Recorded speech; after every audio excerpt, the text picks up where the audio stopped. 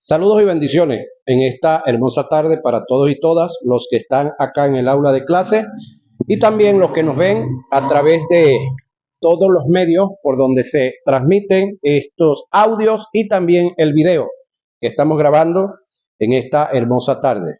Este es su Instituto Socioteológico Integral, Octaviano Torres, quien le saluda desde el núcleo número 18. Estamos para dar inicio a una nueva materia bastante importante y para muchos muy controversial. Vamos a ver si existe la guerra espiritual que muchos de nuestros ministros, de nuestros colegas andan profesando, la supuesta guerra espiritual.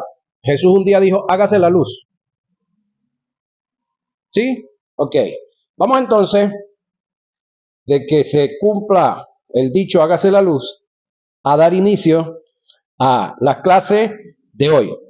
Dice el texto bíblico, por lo demás, hermanos míos, oiga, fortaleceos en el Señor, oiga esto, y en el poder de sus fuerzas. Vestidos, préstele atención a esto, vestidos de toda la armadura de Dios, para que podáis estar firme contra las acechanzas del diablo, porque no tenemos lucha, oiga la expresión, no dice guerra, contra sangre y carne, sino contra principados, eso lo vamos a explicar, contra potestades, también vamos a definir qué es eso, contra los gobernadores de las tinieblas de este siglo, vamos a explicar eso, contra huestes espirituales de maldad en las regiones celestes. Por tanto, es decir, lo que les voy a decir en lo que viene es por lo que les acabo de decir. Tomad toda la armadura de Dios. Analice un momento ahí. Como dice, pueden repetir después de mí, tomad toda la armadura de Dios. ¿Quién va a tomar la armadura? Pregunto, ¿quién va a tomar la armadura? Nosotros. ¿Sí? Importante eso, hermanos míos, muy importante. ¿Quiénes somos los que debemos de tomar la armadura que ya está? Y vamos a ver qué es esa armadura. Pero quiero recargar nuevamente acá. Dice, vestidos de toda la armadura de Dios. Dos expresiones. Una, vestidos de toda la armadura de Dios. En la otra dice, tomad la armadura. Pregunto yo, ¿quiénes son los que se visten? ¿Usted se viste usted mismo o a usted lo visten? ¿Alguien puede responder? ¿Usted se viste usted mismo o alguien lo viste a usted? Ok. Ahora, hubo un momento en el que alguien lo vestía, ¿verdad que sí? Cuando estabas imposibilitado de hacerlo. Cuando eras una pequeña niña o si por alguna circunstancia pasaste algún tipo de enfermedad en la cual quedaste convaleciente, entonces alguien tenía que vestirte. Pero en el caso de nosotros, como cristianos, como hijos de Dios, tenemos un mandamiento aquí. ¿Cuál es el mandamiento? Tomad toda la armadura de Dios. Y el otro es vestidos, usted y yo, o tomad toda la armadura de Dios para que podáis, oiga, para que podáis resistir, grábese esa palabra, para que podáis resistir en el día malo. Y habiendo acabado todo, está firme. Está pues firme, ceñido vuestros lomos, primer arma, con la verdad. Y vestidos con la coraza de justicia, segunda. Y calzados los pies con el apresto, tercera, del evangelio de la paz. Sobre todo, importante esto que viene, tomad el escudo de la fe, cuarta arma, con que podáis apagar todos los dardos de fuego del maligno. Y tomad, sigue la orden sobre usted y sobre mí, el yelmo o el casco, dice en otra versión, de la salvación. Y la espada, oiga, del Espíritu. Pregunto, ¿de quién es la espada? ¿No me están oyendo algunos aquí? ¿De quién es la espada? No es suya. Entonces, si la espada es del Espíritu, esta escritura no se refiere a la Biblia suya, a la Biblia que usted tiene, porque la Biblia que usted tiene es suya, no es del Espíritu. ¿Sí? Muchos de los que nos enseñan nos han dicho que cuando el texto dice acá, la espada se refiere a la Biblia. Entonces, cuando lo consiguen a usted sin Biblia por ahí, le dicen, hermano Rafael, usted anda desarmado porque no carga la Biblia. Visible en la mano, tangible. Hay momentos en los cuales se debe de cargar, muy especialmente cuando yo voy a un servicio, cuando voy a un culto, cuando voy a un lugar como esto. Pero no se asuste, hermano, que están espantando. Esto es normal aquí. Van a haber ruidos, van a haber cosas que van a tratar de entretenerlo. Usted no se imagina qué tema estamos comenzando tan controversial. Oiga, siga acá, preste atención para acá. Esto que estamos hablando acá, hermano querido, no es cualquier cosa. Que lo hayamos visto y que la gente lo vea como cualquier cosa, eso es otro detalle. Pero siempre el adversario va a tratar de estorbar lo que aquí se está haciendo. Voy otra vez.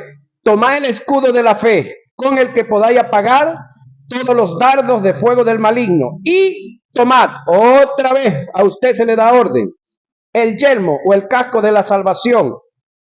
Otra vez volvemos con la espada de ¿quién?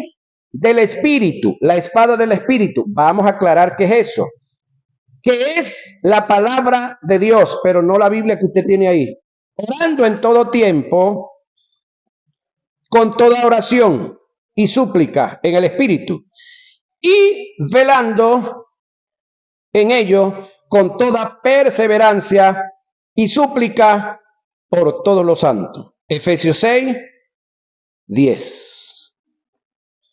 Introducción al tema. Hay un principio que está establecido en la palabra de Dios que indica que nunca podemos aplicar lo que no conocemos y nunca podemos conocer lo que no tenemos. Según este principio, lo importante no es tener, sino conocer. Y no es solo conocer, sino aplicar. Aplicamos, oiga, de lo que conocemos, de lo que tenemos. Aplicamos de lo que conocemos, de lo que tenemos. Pongo un ejemplo natural. Supongamos que sale el celular de última generación. Y yo llego y se lo cambio a usted, pero usted no lo conoce. Se lo cambio por el suyo que tiene, le metemos el chip y usted va a ver cómo se las arregla. ¿Sí? Y yo me llevo el otro, que yo lo conozco bien. Yo voy a usar el otro porque yo lo conozco. Pero el que usted no conoce, aunque sea suyo, aunque usted lo tenga, no va a saber usarlo. Entonces lo importante no es tener, sino conocer. Si usted conoce, puede desenvolverse, puede disfrutar, puede hacer, puede obrar. Entonces, esto tiene que ver con lo que estamos hablando. Es decir, lo importante no es tener la armadura de Dios. Lo importante es conocerla, porque si usted la tiene y no sabe cómo usarla, pregunto, ¿de qué le sirve? De nada. Entonces alguien dijo por ahí una verdad, que es preferible tenerlo y no necesitarlo, que necesitarlo y no tenerlo. Jesús dijo a Nicodemo, oiga, de lo que conocemos hablamos y de lo que hemos visto testificamos. Juan 3:11.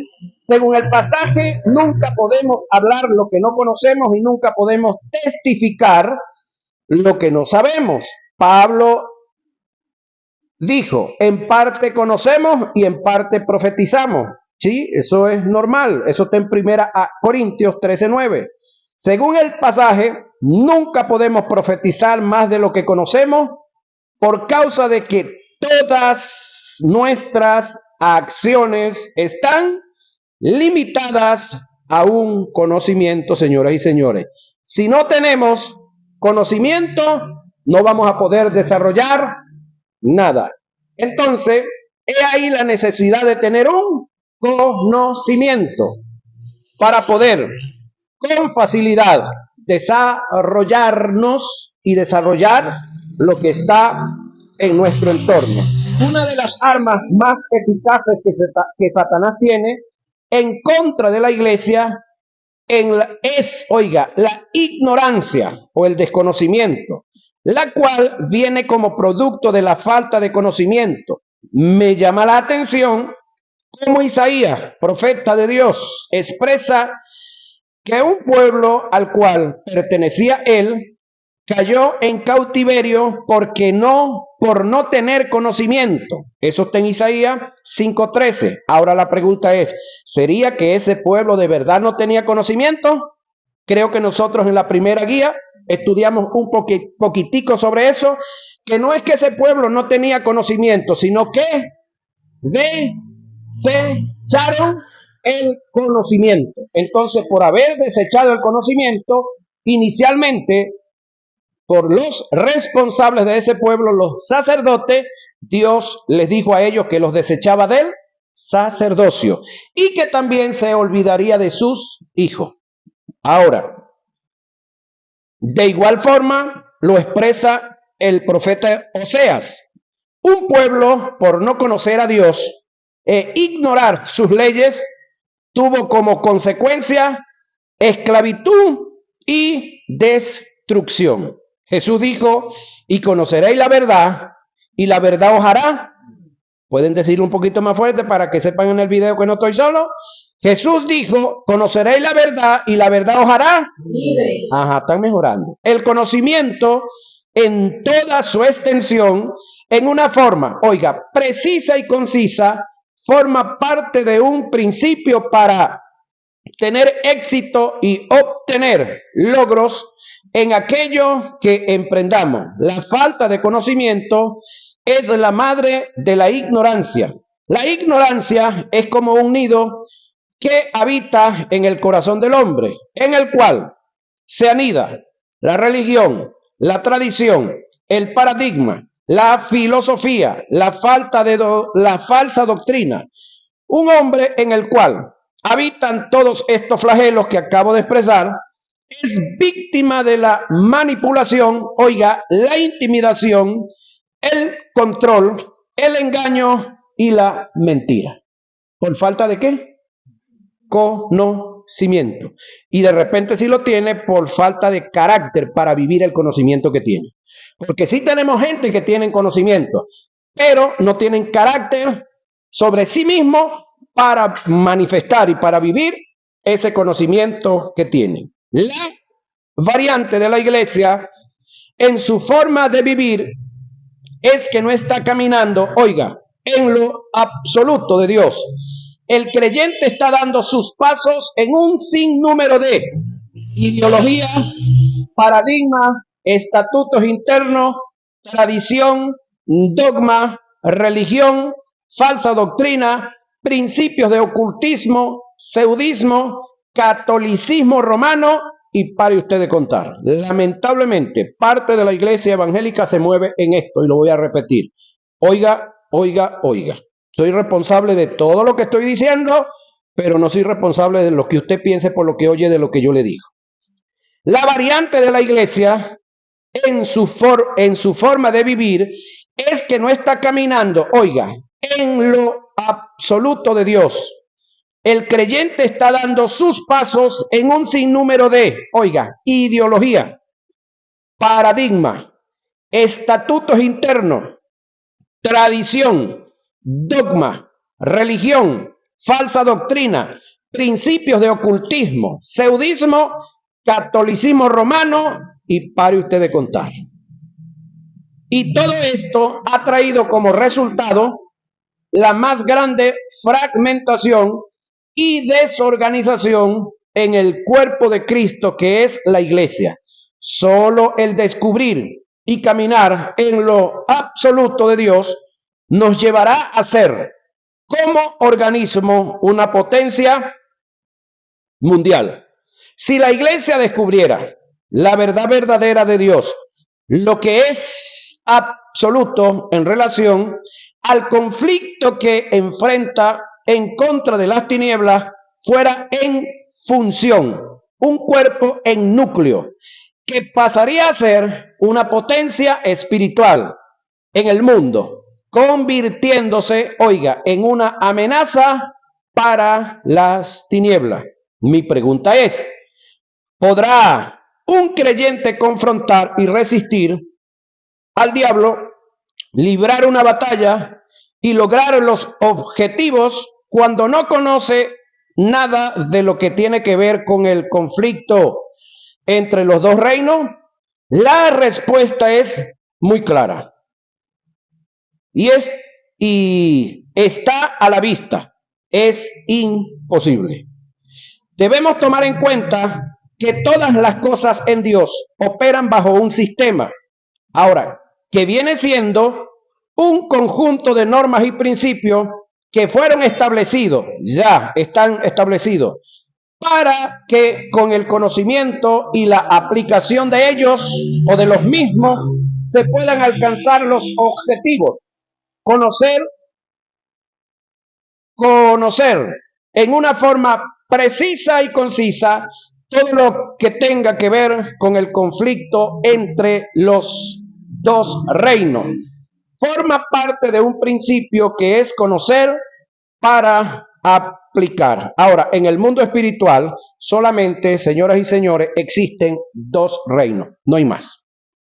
Está el reino de la luz y está el reino de las tinieblas. El término luz, como tal, tiene dos significados. Luz efecto, esto que tenemos aquí, ¿sí? Que si se va el fluido, se apagó. Eso es luz efecto. Pero también tenemos el término luz, que tiene que ver con el mundo espiritual en el que nosotros estamos. ¿Sí? Entonces, el término luz del mundo espiritual sobrepasa cualquier tiniebla. Cuando el Espíritu Santo se paseaba sobre la faz del abismo, ¿cómo estaba el abismo? En tiniebla, en oscuridad. No existía ni la luz efecto, ni la luz estado. Ahora, ¿quién era el portador de la luz en ese momento? Luz estado, el Espíritu Santo. Hasta que Dios da la orden de que la luz efecto, hablando de la luz del día, se hiciera una realidad.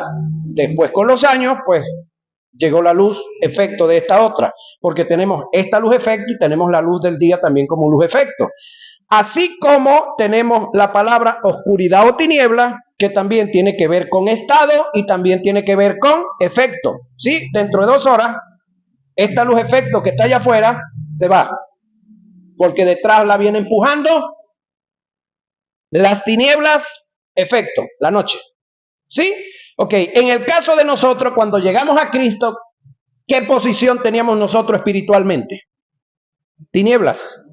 Estábamos en ignorancia, desconocimiento de la luz. Una vez que la palabra vino a nosotros, una vez que aceptamos, una vez que oímos, una vez que decidimos recibir, aceptar a Jesús, entonces esa luz gloriosa vino a nosotros y salimos de las tinieblas, estado, y ahora estamos en luz, estado. Ahora, según lo dicho por Pablo en Efesios 6:14, la verdad, el conocimiento forma parte de nuestra armadura. Oiga, vivir en ignorancia es estar desarmado. No es posible ni aceptable que nosotros como representantes del reino perdamos una batalla en contra de los poderes de las tinieblas por no conocer el arsenal que tenemos a nuestra disposición, por ignorar las aplicaciones de todas estas armas, sus funciones, cuándo usarlas, dónde usarlas, contra quién usarlas. Más adelante, cuando definamos el término vestirse del texto original, daremos mayores detalles de lo que implica conocer las armas. Etimología de los términos guerra, lucha y batalla.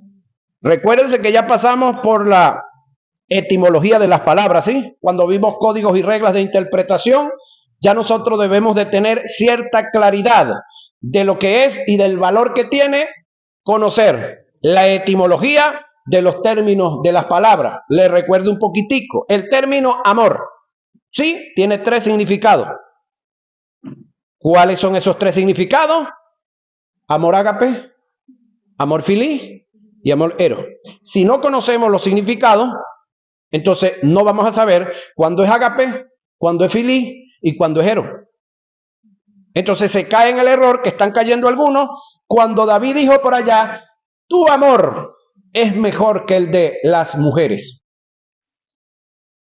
Entonces vamos a decir que David y Jonatán eran homosexuales. No está hablando del amor ero, está hablando del amor filí, porque eran amigos, uña y mugre, como se dice en el argot popular. ¿Sí? Entonces, el amor ágape para ese momento, pregunto, ¿existía o no existía? Para efectos de la tierra.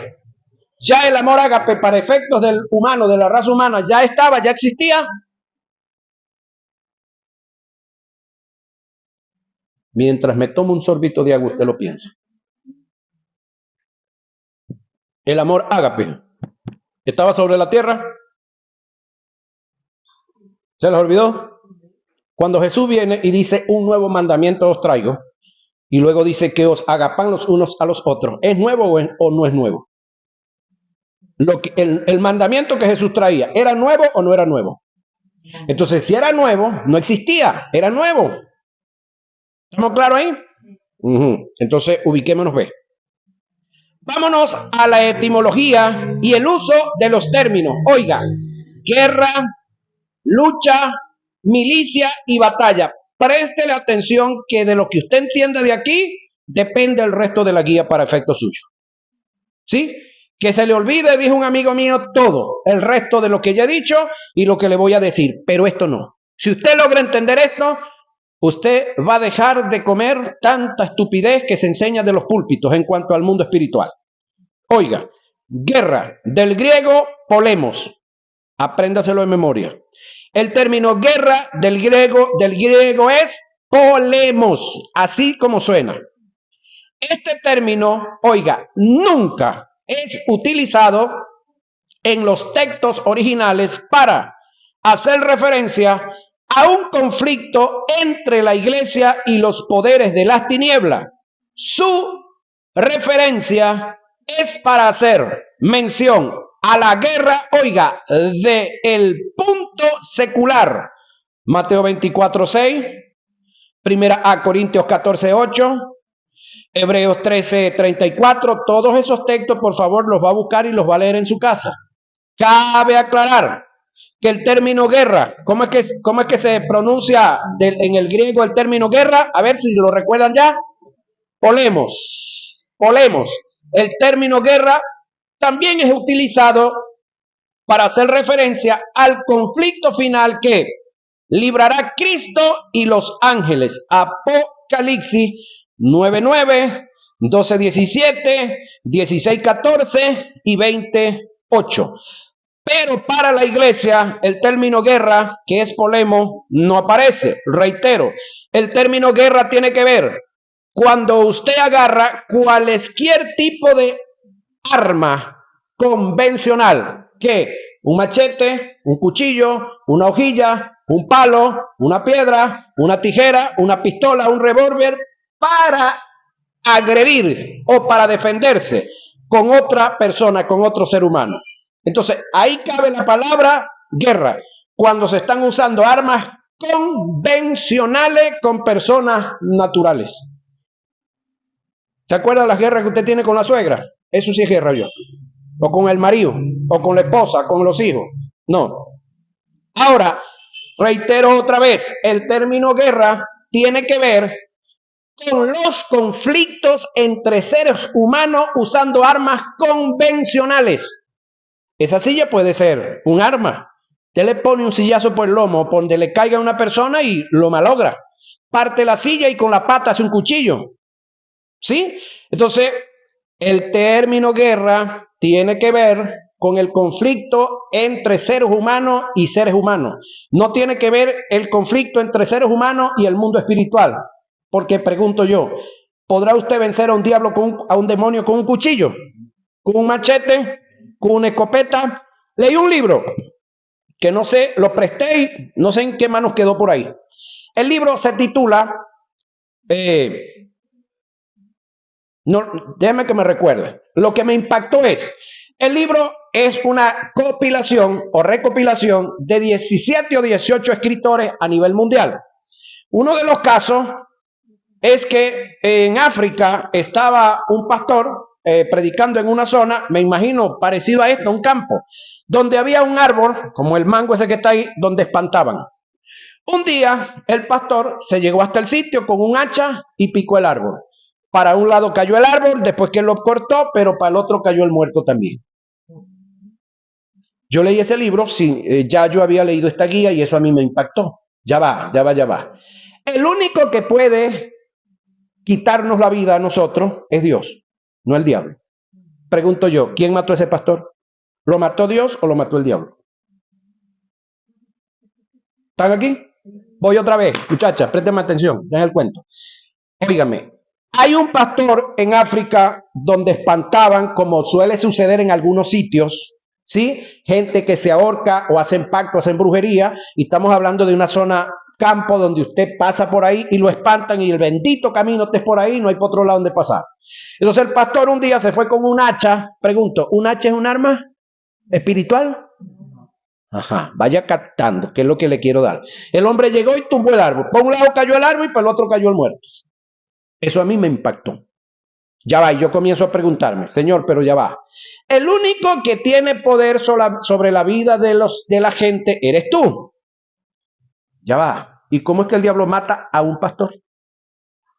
Ok, yo pasé como 15 días en ese dilema y al cabo de los 15 días Dios me ministra y me dice, por el espíritu, ¿el arma con el que el pastor salió a luchar contra el diablo era espiritual o era natural? Yo como soy un poquito inteligente dije, Señor, natural, un hacha, ajá. Todo el que salga a pelear contra el diablo con armas naturales tiene todas las de perder. Porque las armas que se nos dejaron, de las que les voy a hablar, son espirituales todas. Por lo tanto, no estamos en guerra. Entonces, ¿quién mató a ese hombre? El diablo. ¿Por qué? Porque se metió en su territorio. ¿Quién había pactado ese árbol? No sé. Pero hay sitios, hay territorios donde el dueño o el administrador de ese territorio se lo entregó al diablo. Y ni siquiera Dios puede hacer nada.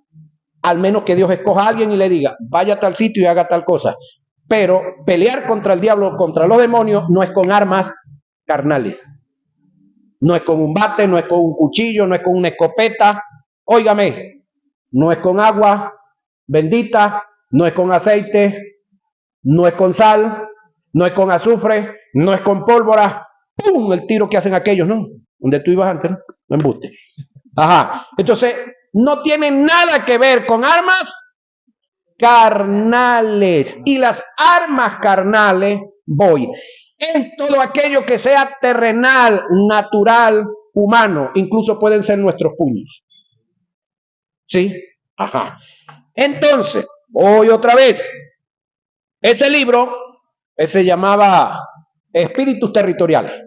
Porque hay otra cuestión de espíritus territoriales, que eso se lo voy a aclarar más adelante. Los supuestos espíritus territoriales. Es decir, que un gobernador de las tinieblas manda aquí en Palo Grande, que en el Cauro manda otro principado, que allá abajo en el Hato está otro gobernador. No, eso no existe en el mundo espiritual. Yo se lo voy a aclarar etimológicamente. Por lo tanto, no se me duerman ni se me entretengan los unos con los otros.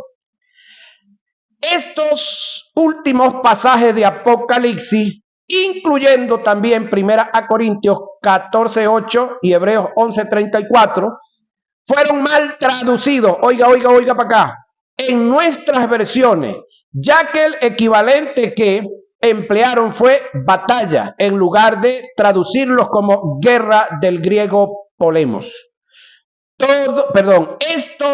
Esto descarta por completo el uso del término guerra para aplicarlo a la iglesia en contra de los poderes de las tinieblas.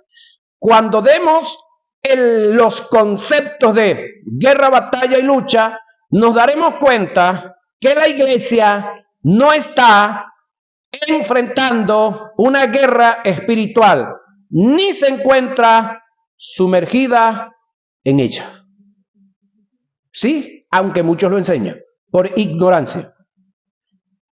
Esto descarta sumergida en ella, perdón. Lucha, vamos al término lucha. En el griego se utilizan dos términos, agón de donde se deriva el verbo agonizomai. Agón tiene que ver con un conflicto y se traduce como lucha en Colosenses 2:1 y se aplica en este pasaje a una intensa lucha contra adversarios espirituales y humanos. Agonizomai es un verbo utilizado para referirse a la contención que se da en los juegos públicos. Primera a Corintios 9:25. Agonizomai también se utiliza para la contención perseverante en contra de la oposición por causa de la tentación. Primera a Timoteo 6:12 y segunda a Timoteo 4:7. Agonizomai también es aplicable para hacer referencia a la lucha que se da a través de la oración.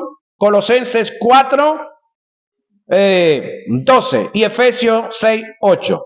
Pero quedémonos un poquitico aquí en agonizomai. Óigame, el término agonizomai tiene que ver con las luchas que se dan entre personas que juegan allá abajo donde ustedes iban. Béisbol, pelota. Pregunto yo, cuando un equipo de béisbol o un equipo de cualquier disciplina deportiva está luchando contra otro, agonizomai, el objetivo es matarlos, destruirlo, acabarlo, descuartizarlo o vencerlos en la disciplina deportiva que están jugando. Pregunto, si a usted le tocara defender a su marido de una intrusa que viene por ahí, eso me lo va a entender clarito. ¿Su objetivo es matar a esa mujer o es mantener la raya? Las demás no, ¿verdad? Dejan que se lo lleve, que se lo coma el tigre, ¿no? Entienda eso. Le estoy haciendo una de las más fáciles que usted va a entender. El objetivo de usted defender un hijo o una hija de un mal hombre o de una mala mujer o de lo que usted cree que es mal hombre o mala mujer, el objetivo suyo es aplastarlo, matarlo, destruirlo o que no le toque a su ternerito o su ternera. Entonces, el término acá y la forma de la lucha que nosotros tenemos con el mundo espiritual no es destrozar, a volver harina, aniquilar, destruir los demonios. Es que ellos se mantengan en su territorio y nos respeten el nuestro. ¿Vio que no es guerra tampoco? Lo mismo que hace un equipo deportivo con otro equipo deportivo, lo mismo que hace un boxeador con otro boxeador. Hay golpes que no se pueden dar, que ellos saben hasta dónde está el límite. Entonces, ahí es donde usted y yo vamos entendiendo ciertos detalles. Entonces, el término agonizomai, se debe aclarar que el término rogar en relación a la oración que aparece en Colosenses 4:12 no está en los manuscritos originales. Oiga. El término griego que aparece es agonizomai, que indica lucha y en algunos pasajes este término es traducido como pelea, pero no pelea de la que usted se imagina, ¿no? Primera Timoteo 6:1-22 y segunda Timoteo 4:7. Palé tiene que ver con una lucha cuerpo a cuerpo en una forma personal. Se usa en sentido figurado, ¿sí? En sentido figurado. No es directamente como tal, es una analogía en Efesios 6:12, haciendo referencia al conflicto espiritual en el cual el creyente se halla inmerso en el mundo espiritual del bien que estamos nosotros con el mundo espiritual del mal. Milicia, del griego estrategia. Primeramente, este término se utiliza para referirse a un ejército, pero a su vez se utiliza para referirse al conflicto espiritual entre los dos reinos. Segunda a Corintios 10:3-6 y primera a Timoteo 1:18. El conflicto interior en el creyente, es decir, tus deseos desmedidos, se me escapa ahorita el nombre, tus deseos, tus pasiones, que habla Santiago 4:1 y Primera de Pedro 2:10, pues aunque andamos, oiga, en la carne, pregunto, ¿cuántos de los que están aquí andan en la carne? A ver, ¿seré yo solo? Los demás vinieron en el espíritu y se quedaron en el cuero en la casa. No, parece que los demás estudiantes sí vinieron en el espíritu porque no los vemos. Ajá.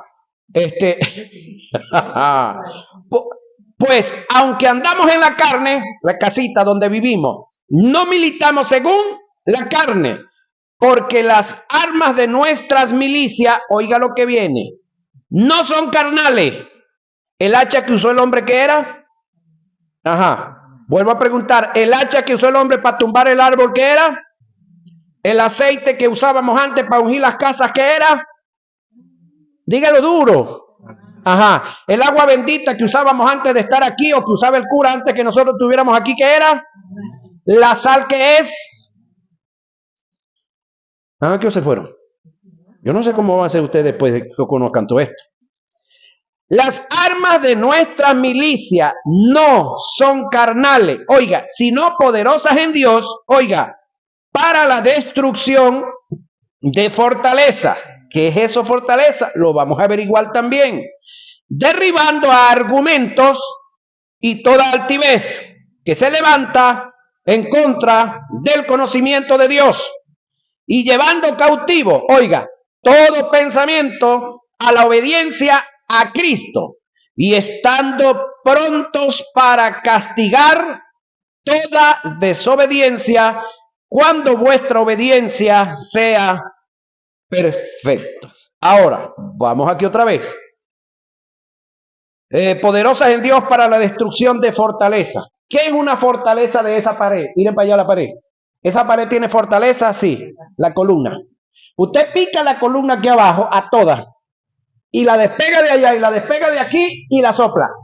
¡Bum! Para el suelo va. Entonces, ¿de qué me está hablando aquí? Volvemos otra vez aquí a la fortaleza. Destrucción de fortaleza. Derribando argumento. ¿Derribando qué? Argumento. No fundamento. ¿Qué es argumento? Lo que usted cree que es, pero no es. No hay un fundamento bíblico. No hay una base sólida para hacer una doctrina de tal cosa que yo estoy argumentando. Eso se llama ideología. No es teología. Ahí es donde está el detalle. Entonces, cuando yo no conozco la teología, yo fácilmente vivo de ideología. Fácilmente hago mi vida y armo mi vida y cerco mi vida de ideologías. Argumento. Que cuando lo pasamos por el filtro de la palabra, no queda nada. Porque es solamente argumentos. No hay fundamento. Ahora, destruyendo argumentos y toda altivez que se levanta en contra del conocimiento de Dios, que es el fundamento, y llevando cautivo todo pensamiento a la obediencia a Cristo, estando pronto para castigar toda desobediencia, cuando vuestra obediencia sea perfecta. ¿Cuándo es que nuestra obediencia va a ser perfecta? Cuando esté ubicada en fundamento, cuando esté ubicada en la palabra, cuando esté ubicada en el sacerdocio en el cual estamos viviendo y cuando esté caminando sobre lo que genuinamente sí está escrito y no sobre lo que yo me imagino. ¿Estamos aquí? Ok. ¿Eso está dónde? 2 Corintios 10, 3 y 6. Este mandamiento, hijo Timoteo, te encargo para que conforme a las profecías, fundamento, Antiguo Testamento, que se hicieron antes en cuanto a ti, hablando de los que hablaron por el Espíritu acerca de él, militéis por ellas la buena milicia, manteniendo la fe, que aquí tiene que ver con la doctrina, y buena conciencia. Primera a Timoteo 1, 18 y 19. conflicto interior en el creyente. Vamos para allá, que todos los tenemos. ¿De dónde vienen las guerras y los pleitos entre vosotros? Alguien dijo por ahí y escribieron en un meme que las guerras a nivel mundial las deciden y las mandan a pelear unos viejos que sí se conocen, pero las pelean unos jóvenes, muchachos que no se conocen. ¿Qué tal le parece a usted eso? Alguien escribió y dijo una gran verdad, que las guerras a nivel mundial las promueven y las hacen, las fabrican unos viejos que sí se conocen, pero que no se ponen de acuerdo, pero las mandan a pelear con unos muchachos jóvenes que no se conocen ni tienen nada que ver con eso. Pero son los que las pelean y son los que se matan, los que van como carne de cañón. ¿De dónde vienen las guerras y los pleitos entre vosotros? No es, está preguntando, de vuestras pasiones, las cuales combaten en vuestros miembros. Santiago 4:1. Amado, yo os ruego, como extranjeros y peregrinos, que os abstengáis de los deseos carnales que batallan contra el alma. Primera de Pedro 2:10. Pablo, aunque no menciona el término milicia en la carta que escribe a los Gálatas, deja en claro, la confrontación que hay en el interior del creyente entre el espíritu renacido y regenerado y un alma no santificada. Oiga, analicemos el pasaje.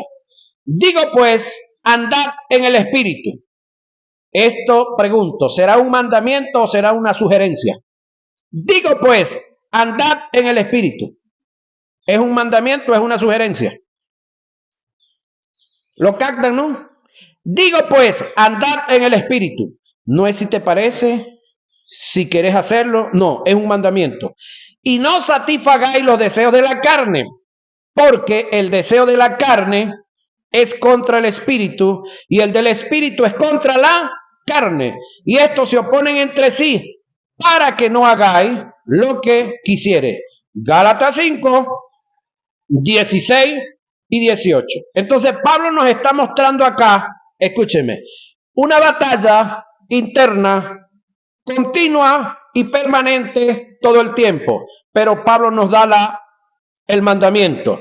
Digo pues, andad en el espíritu y no satisfagáis los deseos de la carne. Ahora, el término espíritu acá está con ¿qué? ¿Alguien lo puede ubicar? Andad en el espíritu. Aunque aparece con E mayúscula, puede que Pablo esté hablando de su espíritu renacido. Porque, pregunto, de todos los que están aquí, por favor nadie se vaya a mirar entre sí y tampoco, si no quieren responder, no respondan, perdón. De todos los que están aquí, después que se entregaron a Jesucristo, ¿quién de todos los que está aquí puede decir que más nunca ha cometido un pecado? Levanten la mano, ¿eh? Eso no vinieron hoy. Ajá. Entonces, cuando usted cometió ese pecado, después que usted le entregó su vida a Jesucristo, ¿cómo se sintió? ¿Se sintió alegre? ¿Se sintió contento? ¿Se sintió que usted estaba realizado en el mundo espiritual? ¿O cómo se sintió? Pregunto, ¿se sintió mal? Siéntase bien que se sintió mal, porque eso le dice a usted, su espíritu nacido de nuevo, le dice a usted que no se quiere calar más esa vida en la que usted había vivido. Entonces, el que usted se sienta mal, le está diciendo que usted nació de nuevo. Pero si usted pecó después de haberse entregado a Jesús y usted se sintió chévere, calidad, siéntase mal que se siente bien, porque usted no ha nacido de nuevo. Yo no sé si usted capta eso, ¿verdad?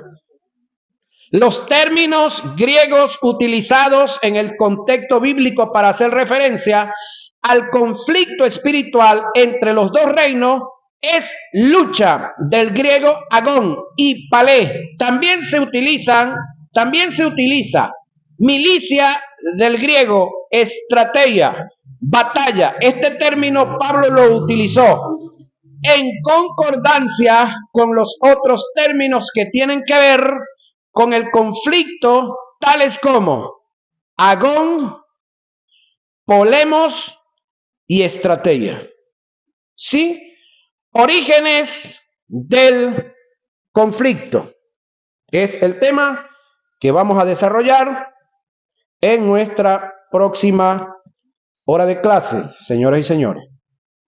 Orígenes del conflicto. ¿Sí? Lo vamos a ver en nuestra siguiente